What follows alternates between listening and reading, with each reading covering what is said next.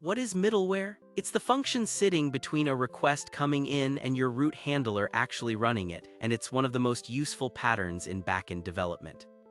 Here's the situation almost every backend developer hits. You've got 10 routes, every single one needs to check if the user is logged in, every single one should log the request, every single one needs to catch errors gracefully. You copy that logic into every handler. That gets messy fast, and the moment the auth rule changes, you're hunting through 10 files to fix it, hoping you didn't miss one. This is exactly the problem middleware solves. Instead of repeating yourself, you write the logic once, as a function that sits in front of your handlers, and the framework runs it automatically on every matching request. One place to write it, one place to change it, and your actual business logic stays clean and focused on what it's actually supposed to do, instead of being buried under repeated setup code.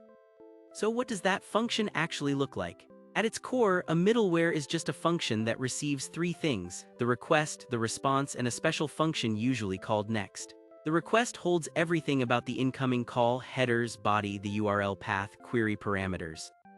The response is what eventually gets sent back to the client, and a middleware can end it early if it needs to, say, to reject an unauthorized request before it ever reaches your handler.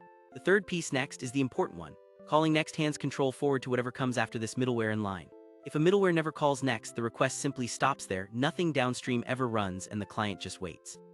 That single design choice, read the request, optionally touch the response, then decide whether to continue, is really the entire idea of middleware. Now zoom out and look at what happens across a whole request. A request doesn't jump straight from the client to your handler, it walks through a chain. Maybe first a logger records that the request arrived. Then an authentication check confirms the user is who they say they are. Then a parser turns raw bytes into a usable object your code can work with. Only after all of that does your actual root handler run. Each link in that chain only sees what the one before it decided to pass along by calling next. And when the handler finishes, the response doesn't just vanish. It travels back out through that same chain, in reverse, giving every middleware a chance to do something on the way out too, like adding a header, closing a connection, or logging how long the whole request took to process. Once you know the pattern, you start noticing it everywhere. Logging middleware records the method, the path, and how long each request took to complete. Authentication middleware checks a token or a session before anything sensitive gets touched. Body parsing middleware turns raw JSON or form data into an object your code can actually use directly.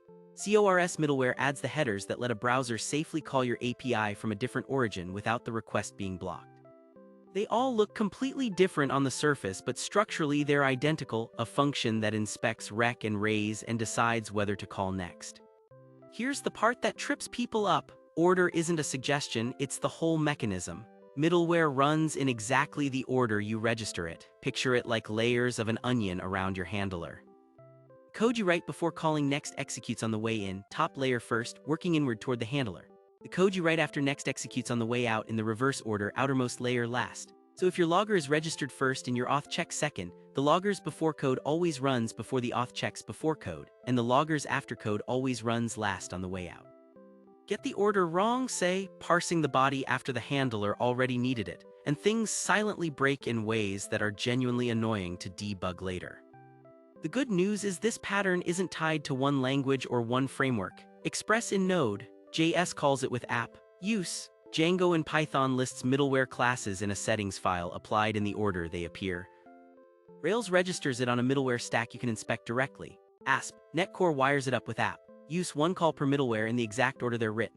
The keywords differ, but underneath it's always the same idea: a function in the chain that sees the request and response and decides whether the request keeps moving forward. Once that clicks, reading any framework's middleware documentation gets a lot less intimidating. Thanks for watching.